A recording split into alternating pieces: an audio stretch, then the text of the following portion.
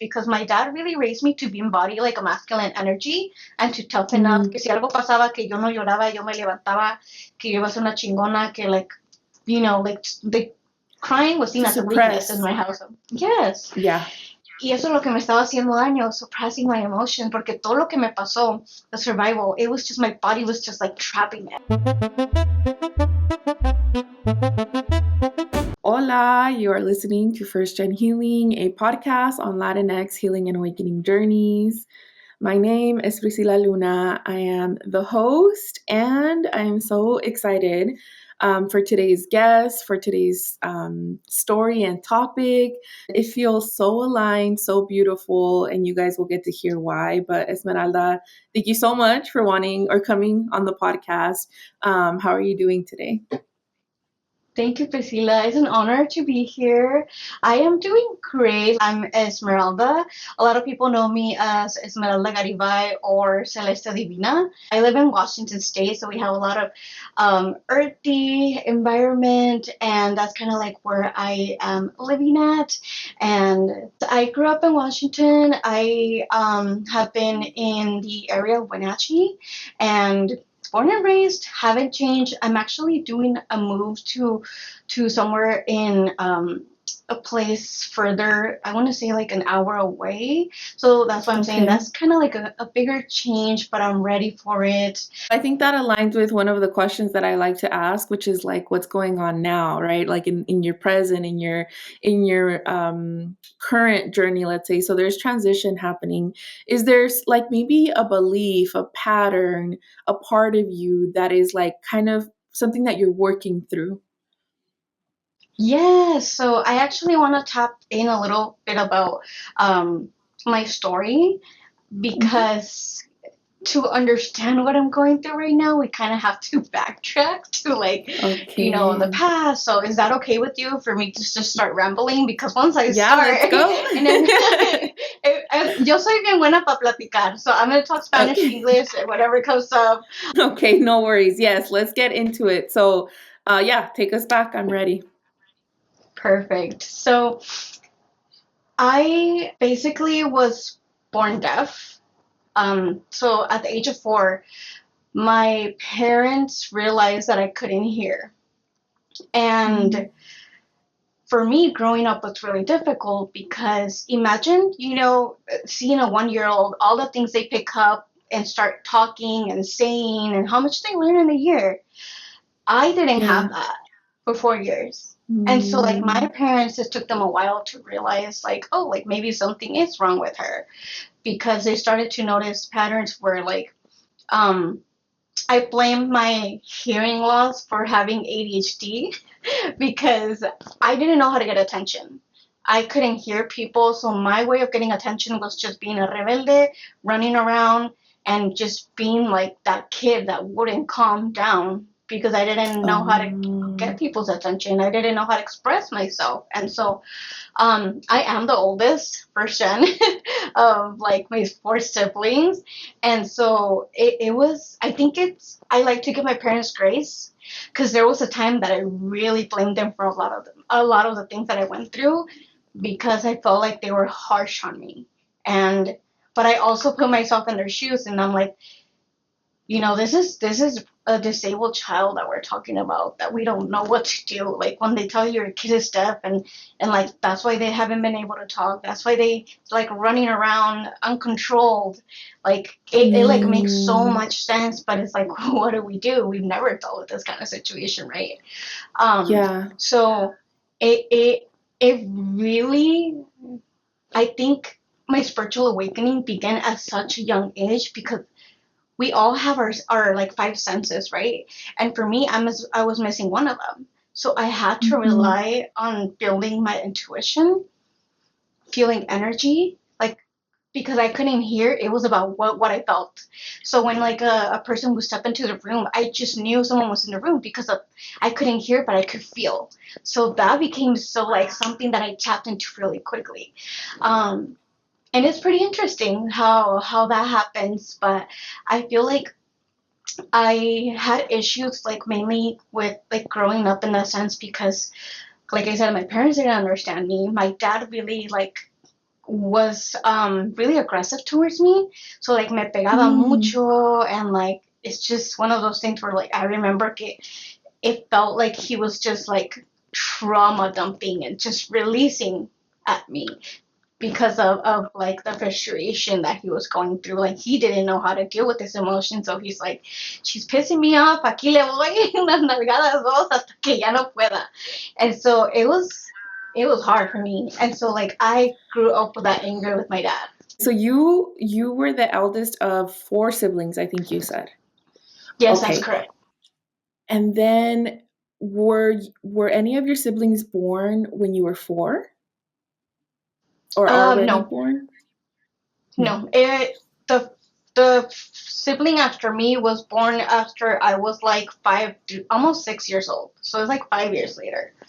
Yeah. I see. Okay. Mm-hmm. Because I was thinking maybe like they had one of your siblings and started to compare, but no, it was just you. No. Um, and then the other thing that you mentioned, which I think is so interesting, and sometimes I think I appreciate you bringing it to the conversation, porque our Mm-hmm. parents won't see it that way, because of their own protective Oh yeah. mechanisms. But I do think like their tools were limited on how to deal with anything that didn't fit in a maybe their vision or their projection of what should be, right? So like whether it's maybe behavior, ¿verdad? Como, oh, pues no escucha or no se sienta or Rebelde. entonces like es rebelde, right? And they don't have, I think, or they don't know beyond, maybe certain labels, malcriada, malagradecida, and it's hard for them to understand or comprehend like maybe there's something else going on,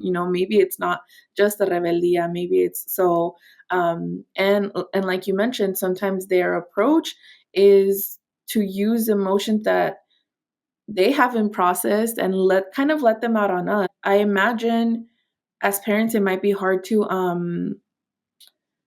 admit that or go down that path with us, and say that is what was happening. So yeah, maybe I'm skipping ahead a little bit, but you were telling us how, yeah, at four is when they finally were like, maybe there's something more. Oh, and something so beautiful that you mentioned, which is like you started to already know or rely on your intuition at a very Oh young yeah. age. Wow. That's Okay. crazy. Yeah, like kind of moving through the unseen, like tapping into that already. And yes, intuition was a big part of like, because I felt like I had to grow up in such a young age because I was already able to tell like, oh, this person's not good. Like I see right through them because of all these things that are Mm, like me faltó el oído, me faltó like all this stuff. So when they finally saw that I was over 60% severely deaf, thankfully the reason I'm able to talk, the reason I'm able to interact like almost like a normal person is because of hearing aids. They have okay. been so helpful. So I wear hearing aids and they help me hear. And I went through so much therapy, speech therapy Mhm. specifically to help me talk, pronounce words, and I hated school.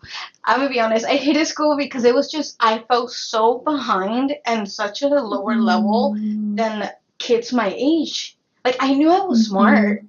like you said, like I felt like I was good at doing things that I wanted to do, but when it came to school, it was really hard because I didn't feel like I was at the level of kids. So I was always being pulled out of classes, going to therapy, going to counselors, going to, extra like tutors, and so it was just a lot for a kid to be disrupted in their class from the connection with like, their classmates, and it's just even after school, my mom had to take me to like speech therapy with an actual professional therapist besides the school one. So it was like all this like external stuff going around in my life to try to get me to be at the level of everybody else.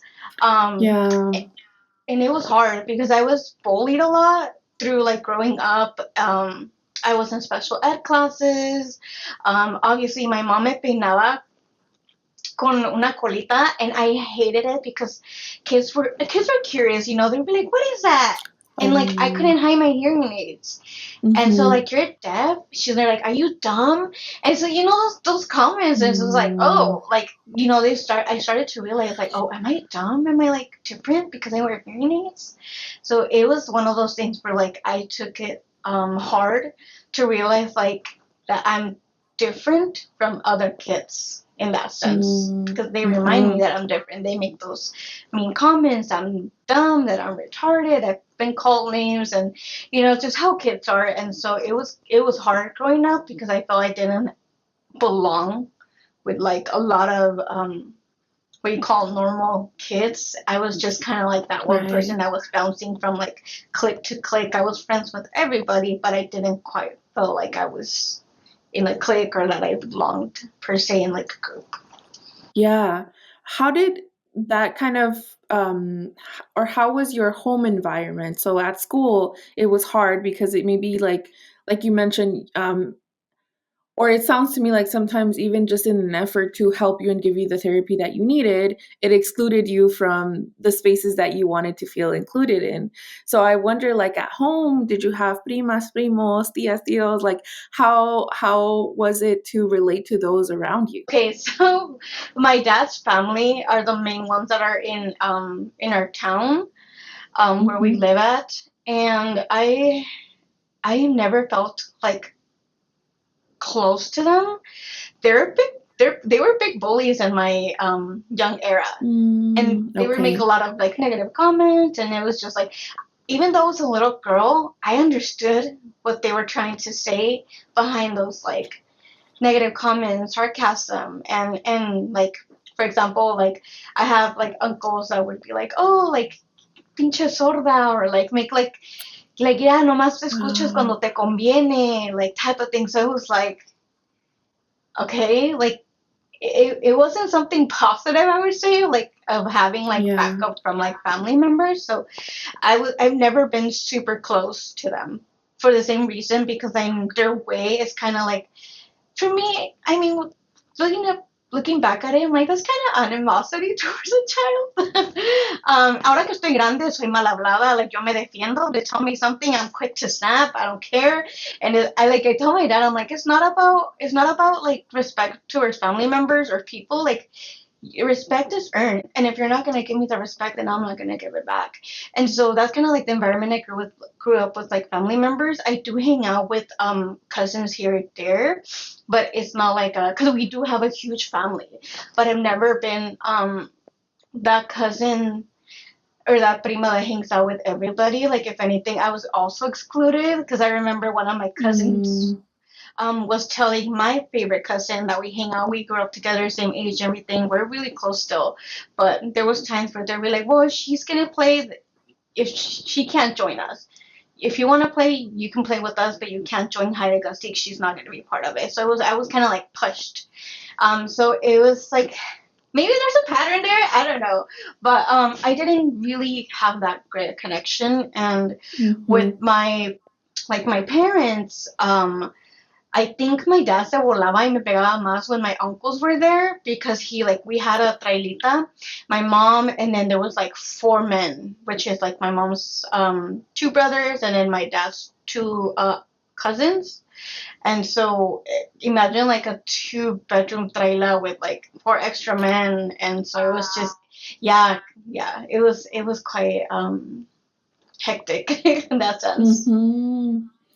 Yeah, and interesting también porque you would think maybe like, oh, four extra people que te protejan o que but unfortunately, like you're saying, not everyone knows how to receive like something different. And so it's like their coping mechanism is hacer burla, right? Or like, I can't believe that comment, like, oh, nomás escuchas cuando quieres, which like, Jesus, yeah.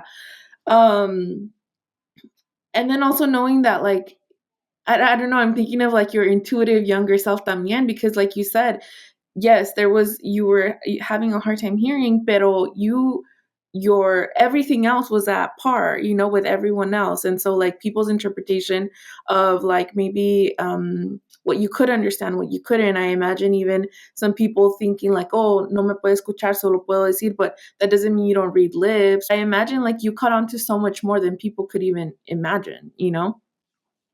Oh yeah, and like I said, me faltó mi oído at such a young age that I would pick up a like body language, like energies, like so that's why I knew, like even though they said it in a sarcasm way, like deep down I know they meant it. They're not good people. They're not going to look out for me.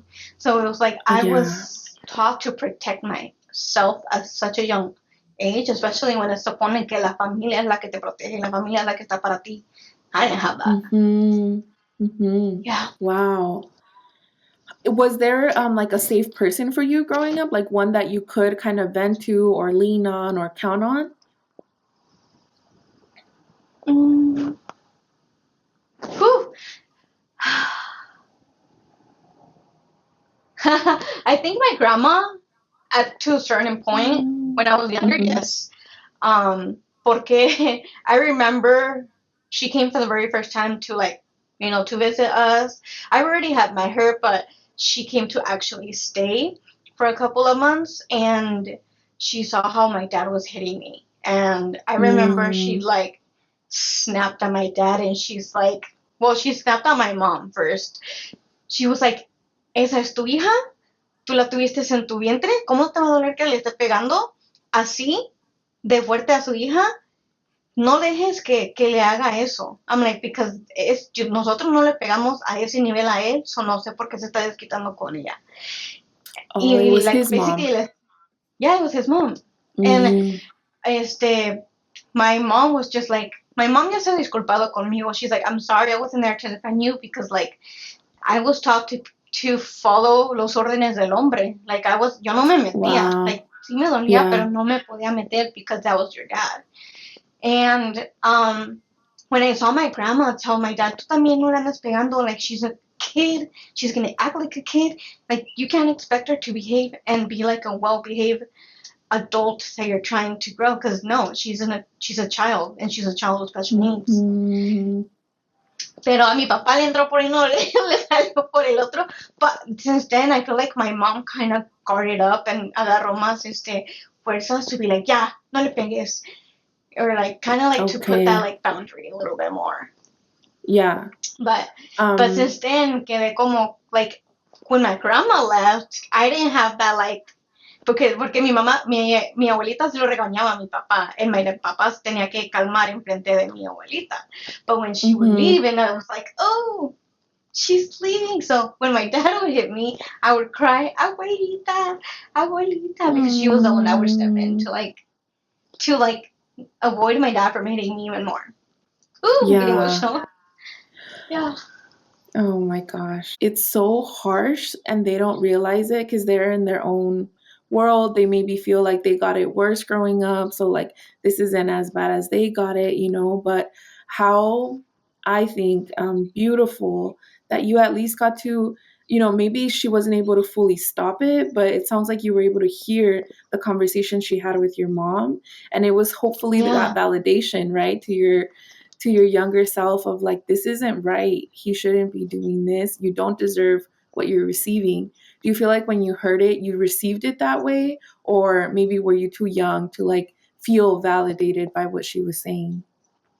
I definitely feel validated, pero like don't get me wrong, I was also rebelde. Like mi papá me pegaba, Mm, y creo que fue cuando mi papá me pegaba y yo con más razón hacía lo que él me decía que no hiciera y lo hacía más adrede.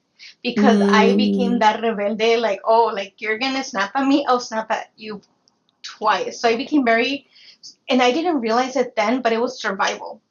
Like it became such a okay. like instinct to fight back, basically. Mm-hmm. That's what I was Mm-hmm. doing at such a young age. And it took me years to realize that because me and my dad have always bumped heads. Till this day, we bump heads, but Okay. I choose my battles now. Yeah. Yeah.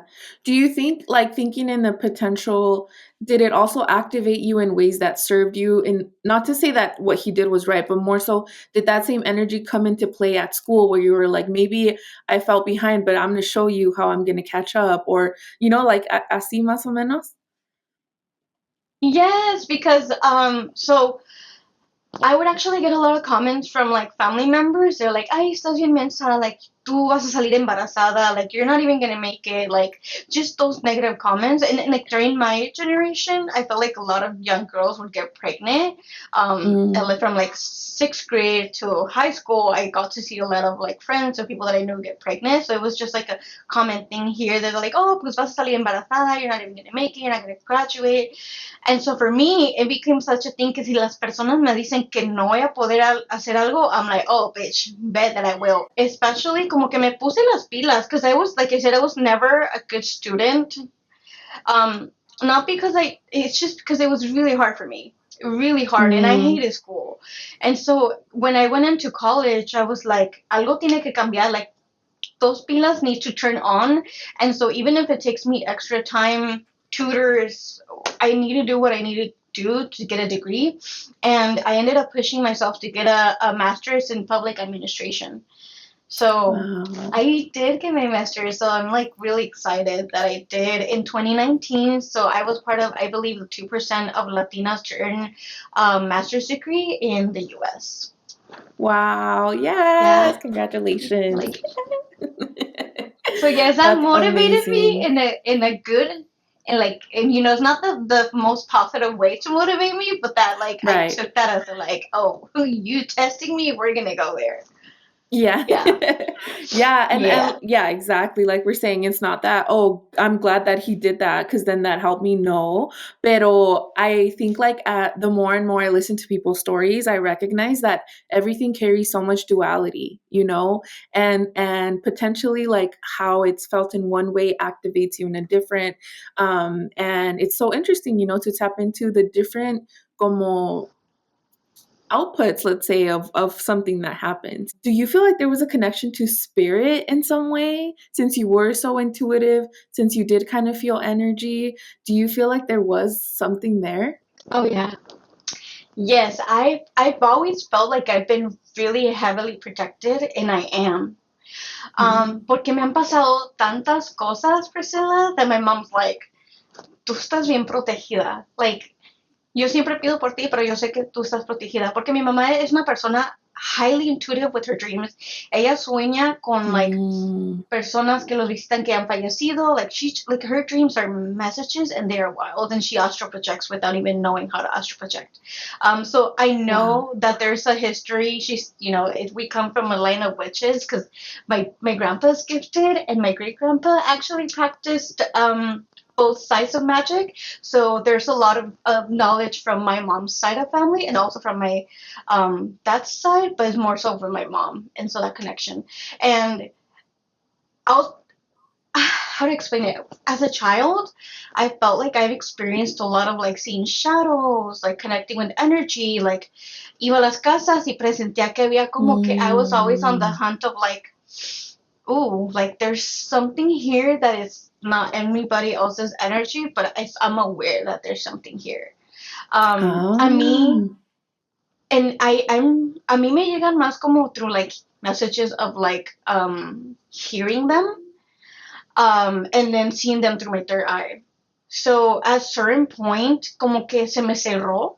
I don't know what happened, que se me cerró, and I just like I started going to school, and um, it wasn't until I experienced something in my when I was going to the university. I experienced a very Okay. traumatic event that it just kind of like woke it up again. Mm. And it was through that my spiritual awakening began, where I actually now I'm an adult and now I'm understanding that these things that I experienced as a child wasn't just when I was a child.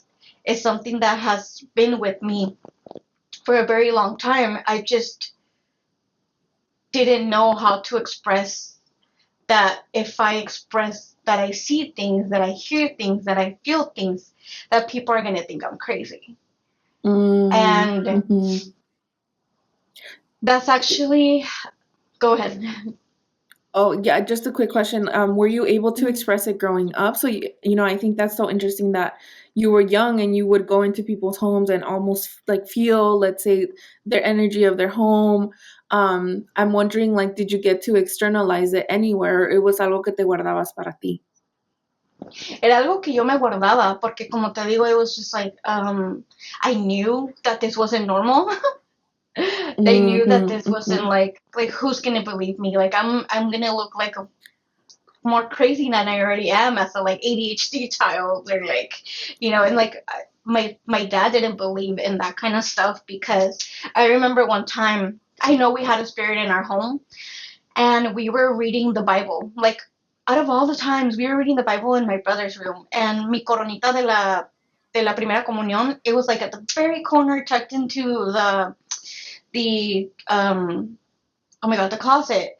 And my mom randomly was like, I think we need to read the Bible. Like, nunca la habíamos leído, like, in that room. And I've always felt kind of Okay. eerie about that room.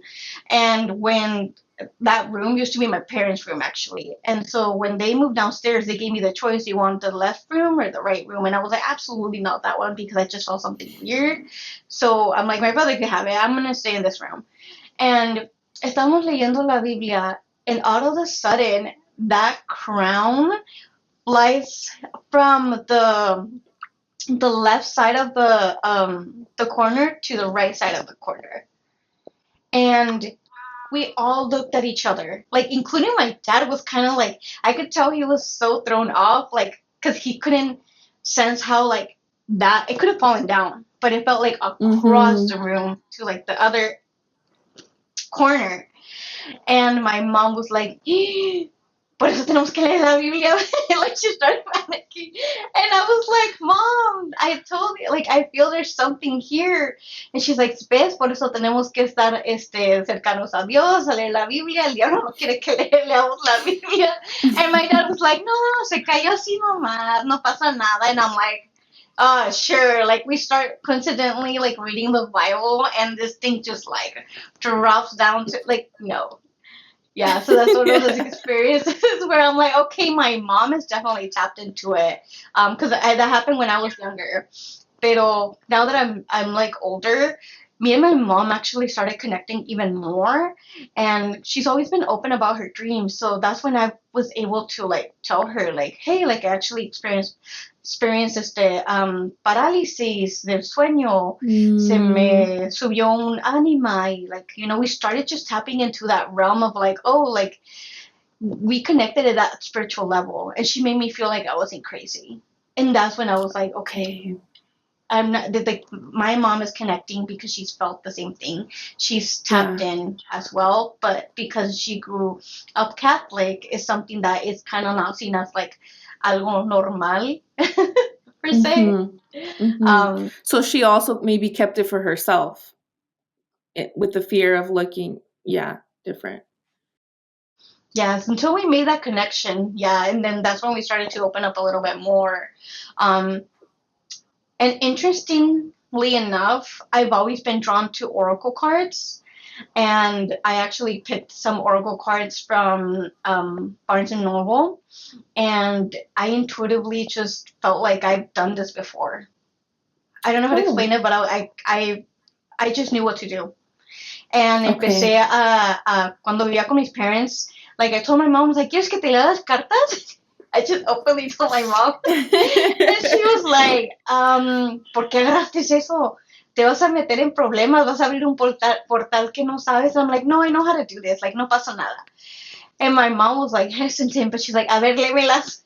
And so then she became a little bit more open. So I feel like through that sense, I was able to like build with my mom. A veces sí le da miedo, porque sí me pregunta, dice, ¿no tienes miedo de que vaya a pasar algo con cuando estés leyendo las cartas o así? Le digo, not really, porque siento que yo lo he hecho en mis vidas pasadas o ya sé usarlas, Mm, pero mm-hmm. sé usarlas con intención y sé cómo pedir permiso, sé cómo decirle a los guías tuyos y a los míos que nos ayuden a hacer esta lectura.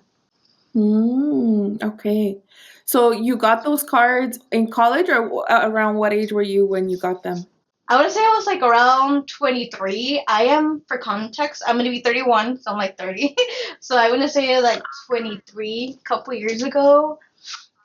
So yeah, like I said, I felt like once I had that traumatic event, I started experiencing a whole bunch of like my spiritual awakening. Um, Especially because I had to tap into my body. Um, and here's when I'm gonna get into like my chronic illness stuff. Mhm. So when that traumatic event happened, I noticed because I was already in survival mode. You know, going to get a master's is nothing easy. You're always like, Right. I have to do this, I have to do that, and so I without even knowing, I was living on survival mode. I had two jobs while also going to school. And sometimes I would only sleep up to 3 hours, certain quarters, give or take, depending on how much I was overloading. Wow. And so it was really rough. And to me, it was like, no, I'm chingona. Like, I don't need no one's help. I'm the oldest. I got this, right? But it came to the point where, like, that combined with the traumatic events that I experienced, my body Mhm. could no longer hold it in. And my back and my body just collapsed. I was working out and my back gave out. I couldn't even walk anymore. I had to go into the Okay. hospital and they put me on steroids and they're like, your back is complete S. There's a lot of inflammation going on. We don't know why. Así pasó. Mm. And that pain was the worst pain I've ever experienced in my life because like I couldn't feel my feet, but I felt so much pain. And Okay. How old were you at this time? at this time, I want to say it was 2016, 2017. Okay. I'm not good with my math. But No it's been, worries. I know since it started, it's been 9 years. So I want to say like Mm, 21, 22. yeah. So you were young, and Mm-hmm. I think you mentioned you were doing your master's. Yes. So I was in my undergrads when oh, okay. when the traumatic event happened. Uh-huh. When my master's was when I already was like noticing something wasn't right.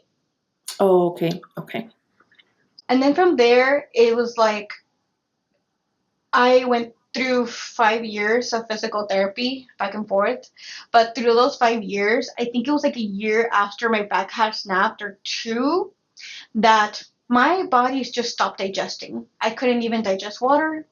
Um, Mm. like, because I was going through so much stress and my body was just holding on to so much because my dad really raised me to be embodied like a masculine energy and to toughen up. Mm. Que si algo pasaba, que yo no lloraba, yo me levantaba, que yo iba a ser una chingona, que like, like the crying was seen To as a weakness in suppress. my household. Yes. Yeah. Y eso es lo que me estaba haciendo daño, suppressing my emotion, porque todo lo que me pasó, the survival, it was just my body was just like trapping it. And por eso, I don't know if you heard the saying que dice, el cuerpo grita lo que la mente calla. I think that's how Mm, they say sí. it. Mhm. Yeah, and so that's exactly what was happening because I didn't understand. I'm like, well, I didn't expect myself to be in this situation where like I wasn't able to walk for a month and then I would gain mobility and Wow. I feel a little bit more confident going to the gym and I just wanted to feel like I was sufficient enough to like be able to go back to running, but I would push my body too much and I would go back to not being able to walk. And then the same thing Yeah. again, and it was like dábamos pasito para el frente, and then I was like taking 2 steps back, and it was really frustrating.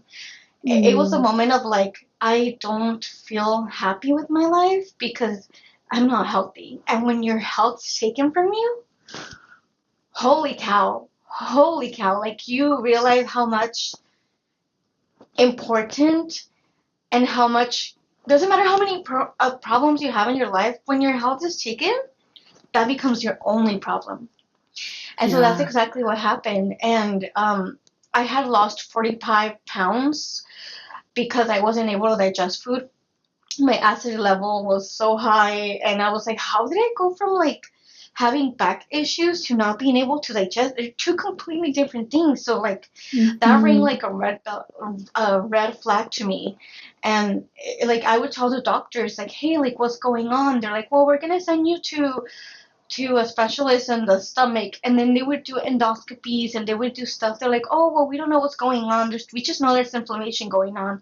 And I was like, well, figure it out. You guys are doctors. And it was just one of those things where like I wasn't getting answers from them, and it was so frustrating. It really Yeah. was.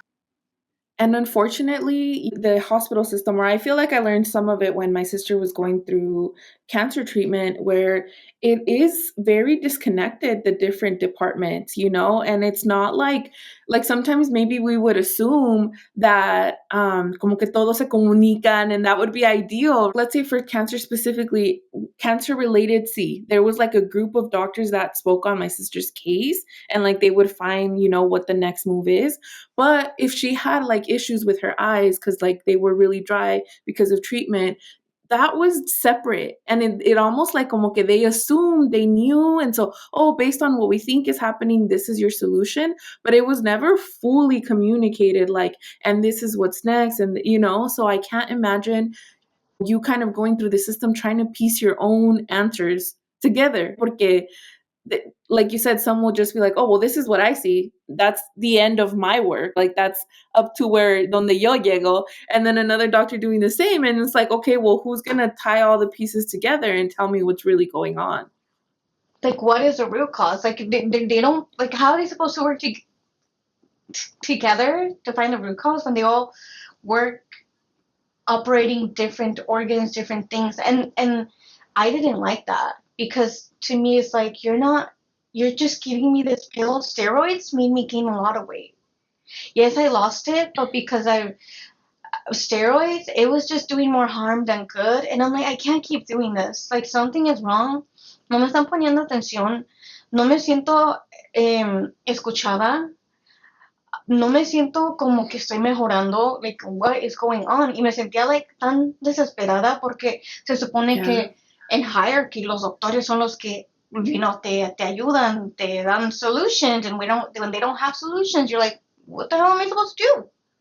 Right. And like, I don't even know, at that point I didn't know what was going on. There was no like, oh, here's like, you should be in the chronic illness category. Like, let's go test you over here. Let's go find you like a specialist. It was just like, and it came to the point where I was just jumping from like general doctor to general doctor hasta que uno me escuchó. And the reason me escuchó porque ya empecé a ser más rebelde, and I was like, no, like, I need someone that's going to give me answers. If something is going on here, I need you to refer me to a specialist. Like, I started being really vocal. And a lot of my symptoms ya empezó because of not being able to eat and get my nutrients. Me dio un bajón de anemia. So I started becoming anemic and severely anemic. I needed infusions. So I needed to get better and for my red blood cells to reproduce. And so I was really weak. I was constantly super fatigued and tired. I was experiencing joint pain. I was experiencing a lot of like waking up in the mornings, and despite all the stretching, despite all the things that I was doing to take care of myself physically and mentally, every morning I just felt like I was hit by a bus. Like, that's the way to explain how my chronic illness has impacted me, because it's just one of those things where like there's chronic inflammation going on, and when they can't tell you what's causing the inflammation, it makes it really difficult to understand or know what direction to go, what to do, what doctors to seek, what specialists to seek. But it wasn't until like a friend that I met had lupus, and she was like, so what are your symptoms? Y le empecé a contar, I have rashes in the summer. I'm really sensitive to the sun, or something in the environment is causing me to like have these rashes. So last year I got 5 times the rashes. So the rashes come, it takes me a month or more to completely get rid of them. And it takes me another month to completely like get rid of the inflammation, because it's just another layer of inflammation on top of my skin. And they tested for everything and all of that. And then she was like, well, I don't know if you know, but lupus is connected to rashes with the sun. And so at some point I was like, oh my God, I might have lupus, because my friend was like, all the symptoms that you have, I don't want to scare you, but that's how I started.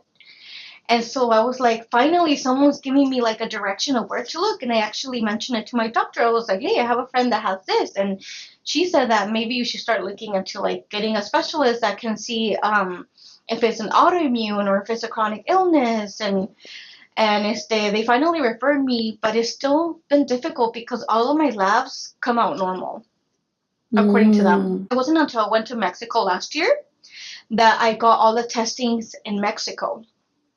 And I was like, if it shows something here, I'm gonna freaking show them in the freaking papers in their face. Yeah. And I just didn't have enough time, because cuando haces autoimmune labs, they take longer. They're not like the ones that you're like, oh, like you'll get the results in a day.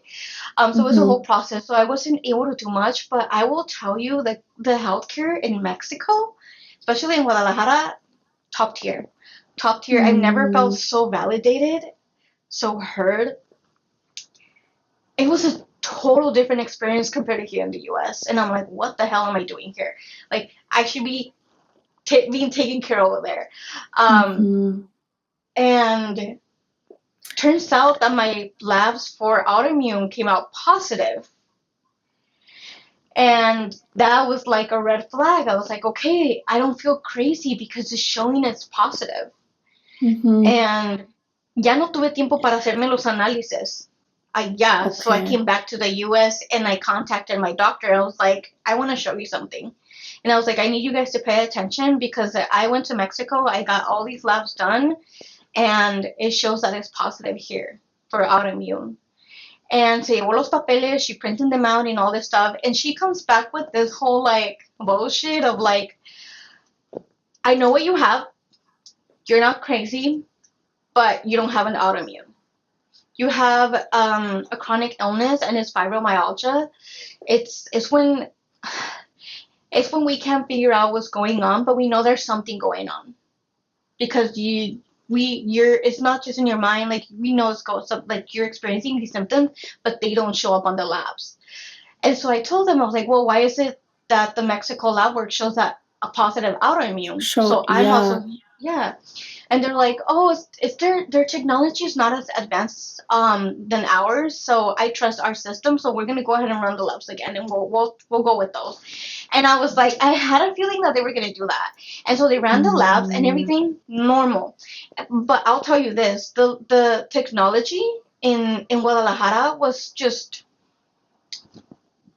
like, people want to say like, oh, Mexico, like no sabe, or like no, it's not advanced or whatnot. I'm like, it is advanced. It is advanced, because the fact that they were able to catch a positive autoimmune, something that I've been testing here for years, and it keeps coming out negative, or it's purposely coming out negative because they don't want me to heal and they benefit from me getting pills and all this kind of stuff.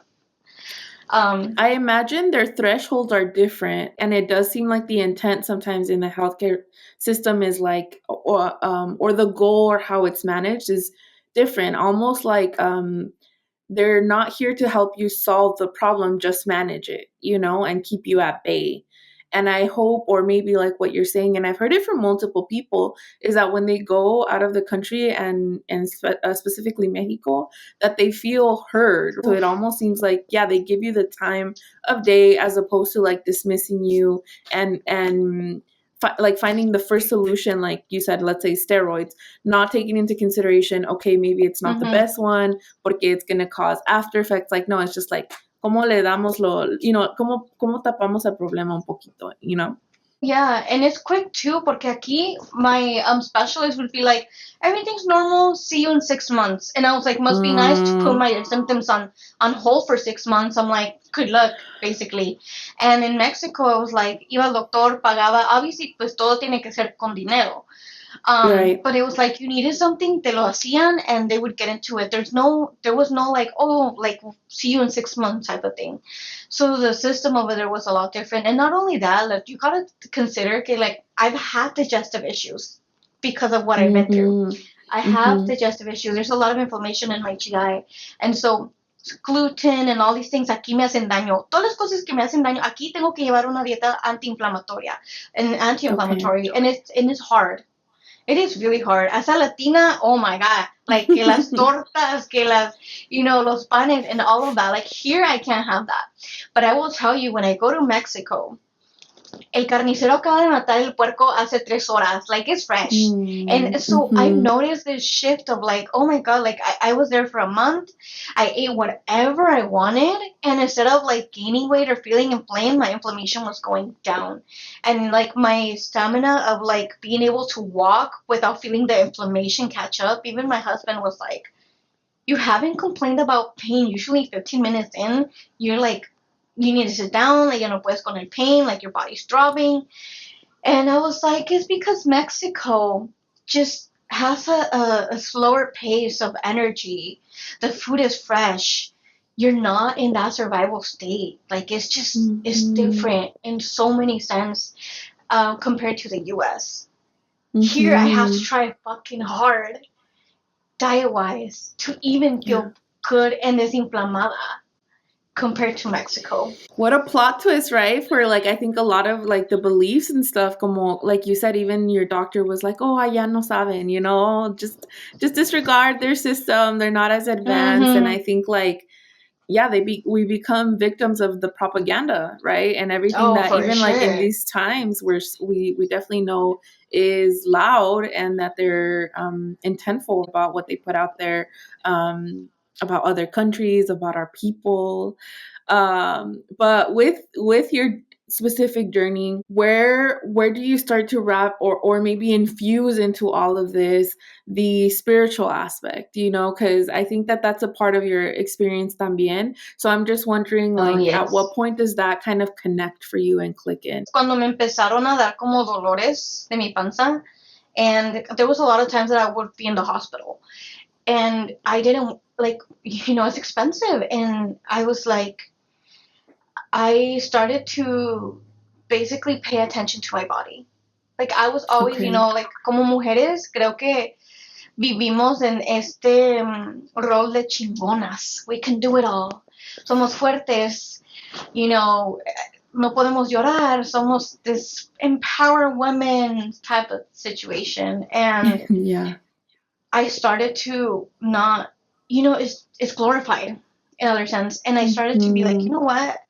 I kind of don't like that word, and I would like to rephrase it into a woman that is chingona, is a woman that could tap to themselves, to tap into their feminine energy, allow themselves to cry, and really feel their body. Because a lot of the times, como dices tú, we live in a world that's like 9 to 5 job. I have to do this, take care of the dogs, take care of the kids, do this and that. And so, like, when do you sit with your temple and ask your body, like, how am I feeling? Where does it hurt? Empecé a naturalmente just like frotar mis manos. And like I said, a lot of the things that I've done have been intuitively. I Okay. was in the verge of going to the hospital, and I was like, hell no, I'm not going to the hospital. Let's see what we can do. We're gonna auto heal ourselves. Empezaba yo to like, create this energy, and I would just start tapping in movements, and wherever I felt that energy, I Mm. started to pull. It's almost like Reiki. I didn't know it was Reiki back then, but now I know that it's like a form of like self Reiki. And Okay. empezaba yo a jalar energía donde sentía que había como dolor, stagnant energy. I would just start releasing. I would start crying. At this point, I didn't live with my parents, so it was a lot easier for me to like feel in a like building that safe space for myself. Yeah. And when I was like releasing energy, I started to burp. And I kid you not, I had sessions of 3 hours of me burping and also crying. And terminaba exhausted, but feeling like a baby ready to go back to sleep. And I Mm. would wake up like feeling like I don't need to go to the hospital anymore. Like my body is getting rid of whatever is causing it pain. And that's how my process of like, oh, I can do this. I know I can heal. If nobody's willing to listen to me, if nobody's giving me answers, I know that I have to heal with them, because I was able to avoid a hospital visit by using my energy and pulling that energy out of me to help myself feel better. And I Mm-hmm. started to open myself to like the spiritual realm even more, of like having this sense of communicating with my guides, actually building that relationship with my spirit team, my guides, my angels, letting them know, guide me. Where do I need to be? What do I need to do? Because I know that I'm going to heal, and it's not going to be the doctors. It's not going to be the pills. It's essentially going to be me coming back to my safety, coming back to me. And I've done so much inner work, Priscilla, that like I am nowhere near the word of like completely healing, because I think that's the human experience. We're always going to be healing from one way, shape, or form. But to Yeah. go into that dark space where I was, where I couldn't walk, where I couldn't eat food, and it was just miserable. To like now being able to heal and help others people heal, which is through my business, um, with energies and with what I do, I feel aligned. I was like, this all had to happen so that I can be in this state of like a vessel and let people know that if you're going through this and nobody's giving you answers and you tried absolutely everything, just know that there is hope, and you are your number one healer. And nobody teaches you how to do these things. Ah! Oh my gosh, I feel, yeah. I'm feeling so much, Esmeralda, because I knew this episode was going to be special. And there's Oh, actually thank two you. sides of me. I don't know if sometimes this happens to you. One side of Mm-hmm. me listens to this and it's like so aligned, so I'll tell you in a second, pero como Okay. everything makes sense to me. And then this other side that's like, you know how you say, como, oh, they're gonna think I'm crazy. I sometimes me pongo in the shoes of 10-year ago me or 5-year ago me, and I'm like, would I believe someone when they say this, right? Would I be like, oh, se lo Yeah. está inventando? Or like, it's kind of like Mm-hmm. como the not disbelief, pero yeah, I guess como alguien que no cree, ¿no? Bueno, but I think it's just so special that we get to have these conversations, because I hope those that are listening, like the conversations prior to this también, every single one drops in a little bit more, a little bit more. This type of hope, this type of healing comes after a moment where you do find yourself believing and trying to believe the doctors and the places. And it's not that you skipped to this part, it's that you found yourself kind of alone, and from that place you found this healing. And I feel like many of us have to go through that para que Oh, ese yeah. disbelief no nos pueda tumbar, like we Mm-hmm. know what we experience, we know how it feels within us, we know like the healing we've experienced, like from ourselves, let's say, or from our emotional work. And it does feel like, what if people don't believe me, or what if people say this or that? But I think it's so deeply rooted, because was from such a dark or como helpless place, that it's Yes. easy for us to stand on that. I don't know if that made sense, but yeah. Totally. No, and one thing I like to say too is, como digo, I've always been rebelde, pero I also question a lot of things. And I've learned to, because of that, I've learned to, I grew up Catholic.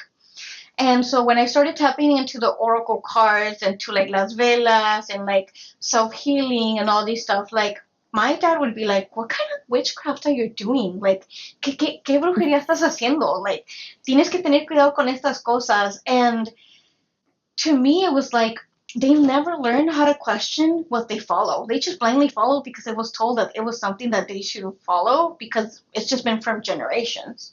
And to me, Yeah. it's like, hold on, why am I going to follow? If this feels right to me and this is a path that I want to take, I'm going to explore it. But don't judge me for exploring this path, because I'm not judging you from like where you came, but I am paying attention and I am questioning. Why am I questioning?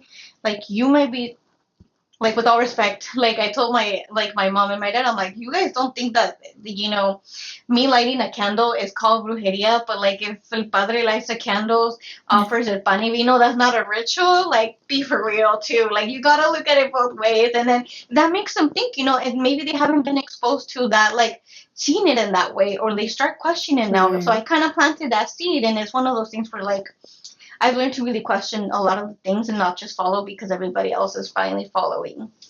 Yeah. I think that's the beautiful part. And I hope as people listen to episodes like this one, I hope you guys can hear también that that's the intent. Is like, don't follow anything blindly, question. I think the people, Mm-hmm. thankfully, that I've had on as guests, including yourself, it's not coming from a place of ignorance and blindly following. It's from a place of exploration. And I imagine también, like, as your journey evolves, you're going to drop what doesn't resonate anymore and pick up what does. And I think that that's so valid, and it's so beautiful. And that's the intent. It's like dare to question, dare to lean into what feels good to you. No es que no vayamos de la mano, no creamos completamente en los doctores, right? But it's more so you found yourself in a difficult situation and you're finding tools and ways to kind of, make things better for yourself. So I do want to give you just a moment to mention, like, what you do and how people can find you if they want to hear more about your story también. Because we're doing a part two. That's why I feel comfortable wrapping up here, porque I know that it doesn't end here. And I feel like we're entering like the juicy part of the journey, but we'll get to explore it more in part two. So yeah, let people know where they can find you, what you do, and we'll wrap this episode up. Celeste Okay. Divina has been where I sell crystals, I do intention jewelry, so I'll make bracelets. If someone tells me like, hey, I need a bracelet to help me open up my road paths and attract money, I will combine the crystals, do a prayer over it, light up a candle, utilize the energy of the moon, and also anoint it with oils so that they're prepared specifically for you. And I will let you know does it go on your right or left hand. So it's really intentional with what I do, with what I make and what I sell. It's like crystal based. But this 2026 Divina Collective, which is an extension of Divina or Celeste Divina, because of my healing that I've been, people have witnessed it. They're like, oh my God, you're glowing. You look better. Like, you look healthier. What are you doing? And all this stuff. I'm like, I've been doing such an intense level of healing on my own that I've been practicing with myself. And I actually got certified as a spiritual healing guide where I will be doing healing circles with healing, uterus healing, inner child healing, also self love healing, releasing anger. So there's going to be a little bit of that.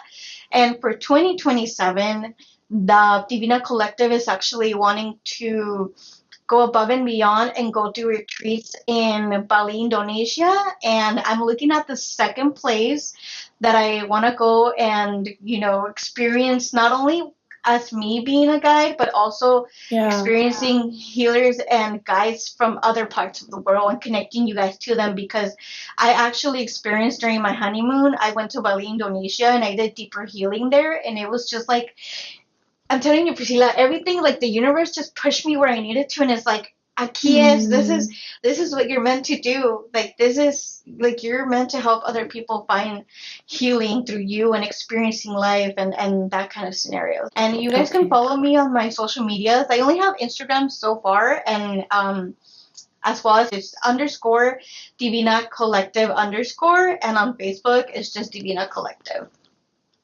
Okay. Yay, beautiful.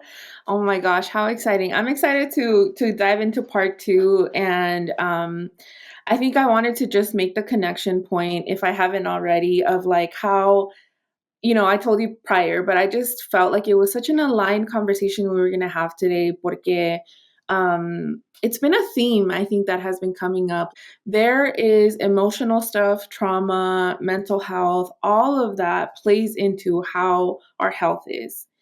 Not every system sees it this way, and they don't connect the dots for us, especially yo creo as first gens también. There's an added bonus that we get of an experience that our doctors maybe don't have the time to unravel with us. Our therapists don't always understand, and I think like you have to become your own advocate and recognize there are things that did impact you. Our families won't also do it. They don't always have the space to unpack it all with us and recognize like, oh yeah, this happened and maybe it's impacting your womb. I personally just got officially like the diagnosis of PCOS. And I had been intuitively hearing like womb work, right? Like I Yeah. need to get into my womb. And I know that PCOS kind of it's not just like, oh, it's because hormonal and da da da da. Like I already know que tiene que ver con my mother wound, my Oh. father, like hay un chingo de cosas that I have to continue to dive into. But I feel so hopeful. I feel so grateful that I'm getting this in a moment where I know how to start like tapping into those layers, and I hope that people like you and I, as we share our stories, as people are listening, that we can transmit that. Look for what works for you. Look beyond the initial layer that others look. Become your own advocate. Connect the different parts within you, and find what helps. So thank you so much, Esmeralda, for this part one. It was beautiful, great, and I can't wait to dive further into maybe like the topic of chronic illness, internal worlds, tying into energy work. Yeah, ver qué sale de esa. I know it's going to be good though. So yeah, thank you so much. Gonna get juicy for sure. No, thank you. I appreciate you allowing me to share this experience, or maybe my story, or maybe people that are like, this is not normal. And I wish I had, like I said, like I was telling you at the beginning, I wish I would have had someone shake me and be like, the path that you're going through is not normal, and you need to seek a specialist because this could lead to something big. And Yeah. it is, So. Yeah. All right, you guys. Well, thank you so much for listening. If you found this helpful, or if you know someone that would, please share it with them. We'll share it with your amigas, amigos, amigues. And remember, first gen, that I love you, I love me, and I can't wait for you to love yourself. Okay, pues. Bye.